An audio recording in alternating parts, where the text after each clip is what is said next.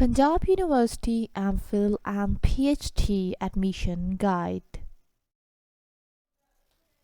Hello guys and welcome back to another video of Punjab University Guide.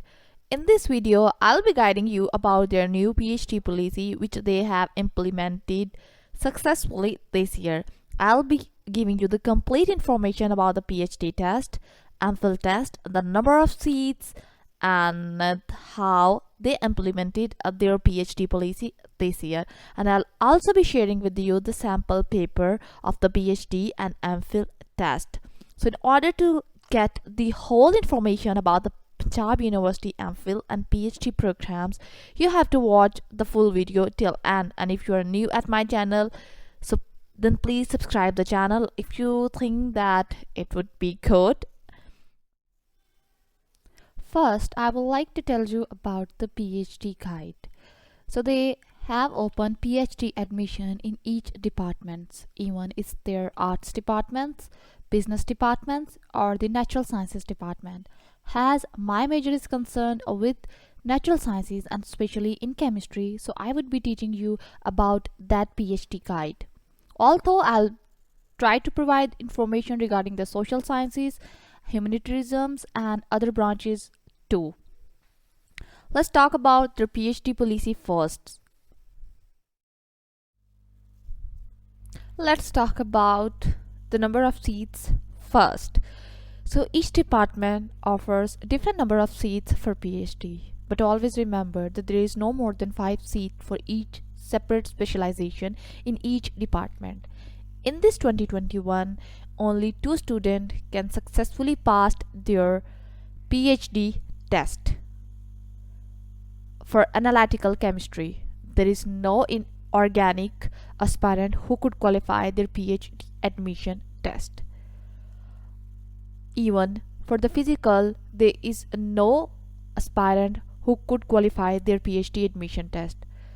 So in their final merit list, I could see only the 2 aspirants who could qualify the PhD admission test. Fortunately, number of seats are not fixed, so each year they will decide if they have to increase or decrease the number of seats. If you want to prepare for the PhD, start from now because it's going to be very tough, as this year merit was really up and you have to do something extra to secure your seat in PhD. And for other departments like physics, social sciences, and humanism, you can also check your seat by clicking on a link given in a description, which is actually the link to the merit list of PU 2021 M.Phil, which has been displayed officially. So you can check your own number of seats too. Now the question arises that what is the criteria for the PhD? So basically for the PhD, you should have B.S. or M.Sc, the 16-year education. You don't need to be a public research scholar, like you don't need to have any publication or research previously. They don't require you to have a thesis previously for PhD, but the points here come that they gives you a 1 marks for each publication, and they also give you marks for the experience which you have earned through job. But unfortunately, in this year, many candidates have submitted their professional experience which they have earned through private sector, but they haven't given any marks to the private sector experience. If you are employed in a government sector or especially in some industry, they'll give you 5 marks for that experience if you submitted them the certificate at the time of submission. That would be plus point if you have publication or experience. Now let's talk about the merit formula. For PhD, you must have to get the 70 number in 100 MCQs type test, which is departmental test, and each year, and especially this year, held in their own department at the School of Chemistry in Punjab University, Lahore, Quaid-e-Azam campus. In academic merit calculation, they'll consider your qualification from metric to till your last degree. For example, If you have 80% marks in metric, they'll give you 10 marks. If you have 80% marks in FSC, they'll give you 10 number. If you have 80% in B.Sc, they'll give you 10 number. And if you'll have 80% or above 80% in your M.Sc or B.S, they will definitely give you 10 number. In this way, you will fulfill their criteria of 40 numbers of academic merit. So if you obtain 40 out of 40, they'll give you the 40 out of 100, and rest will be calculated on the basis of your interview and test. Merit criteria has been given on a website, or you can say the merit calculator. You can calculate by yourself too. That merit formula or criteria has been applied to all the MPhil candidates in the natural sciences. They calculate academic merit like this. Now let's talk about their test, which is the most important and the major factor in a selection in Punjab University.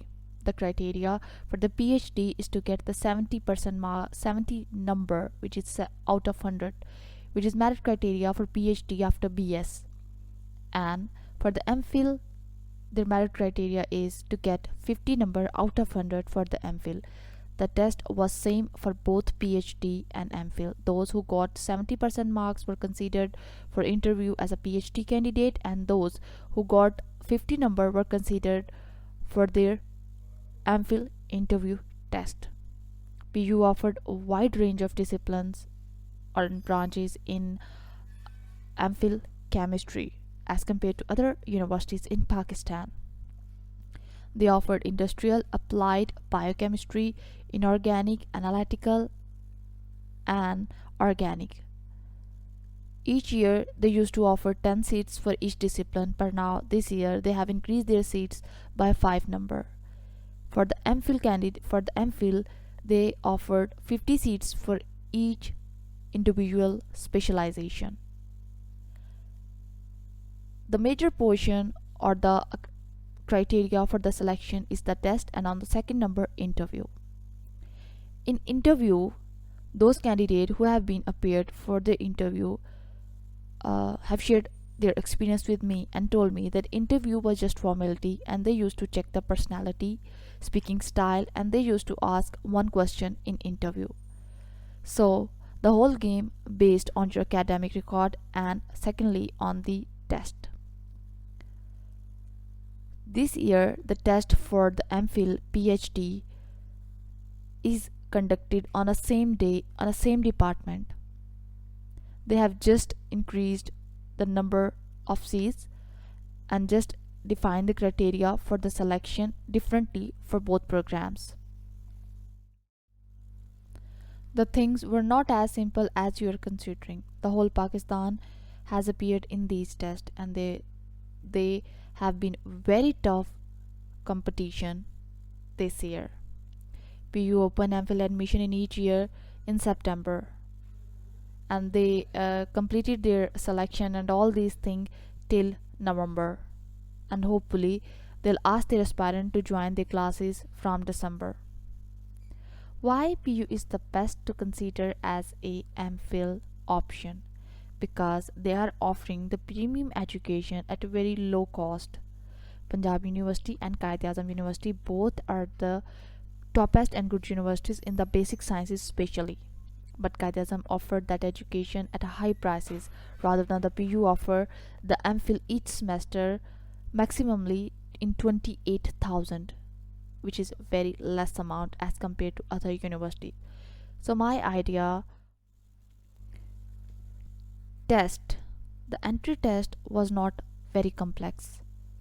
The analytical portion was mainly consist of the M.Sc syllabus. In this M.Sc syllabus, what the test actually contain, I am going to share the sample paper and 2021 test 2 with my YouTube family. But if you want to see the test,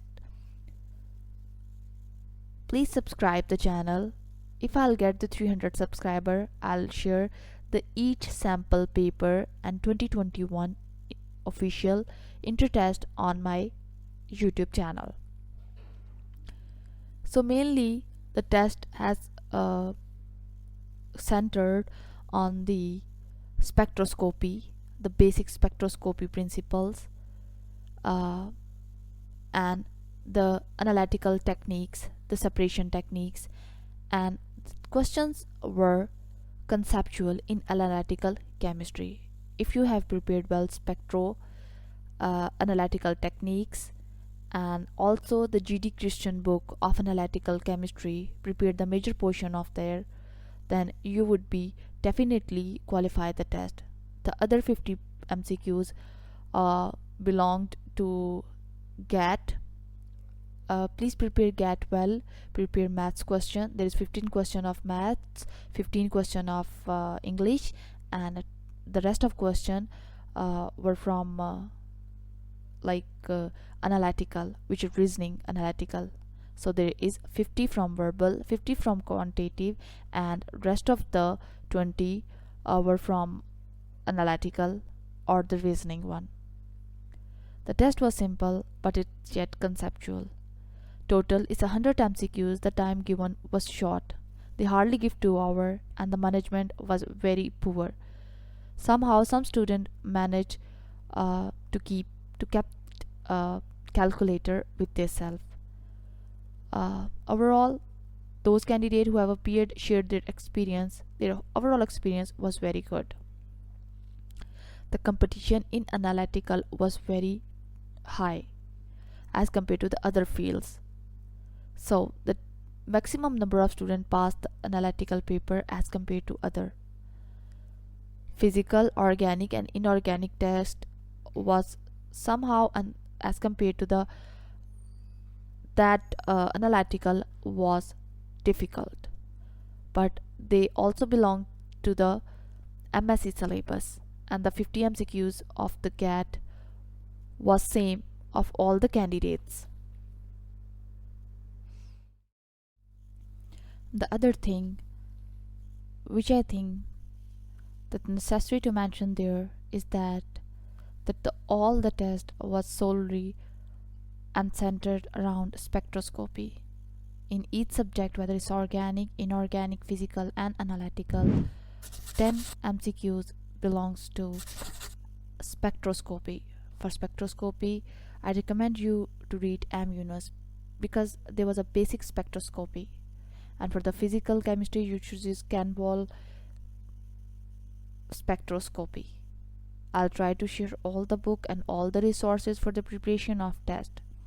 Somehow, unfortunately, I succeeded to get their analytical questions, and I'm going to share that with you guys. If you think that the content is helpful and you find it informative, please subscribe to my channel, that as I am making a useful content for you. I am spending time to make that video effective for you. I know that there is so much competition around you and you might be depressed. If you find that video helpful, motivated, please start preparing yourself now if you have planned to bid for test, because in each next year the competition is going to be the very tough. But inshallah, you'll surely get the best and the better one.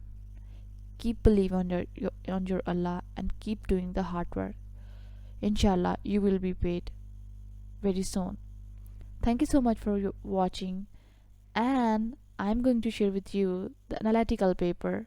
So please do subscribe my channel and give me a 300 subscriber.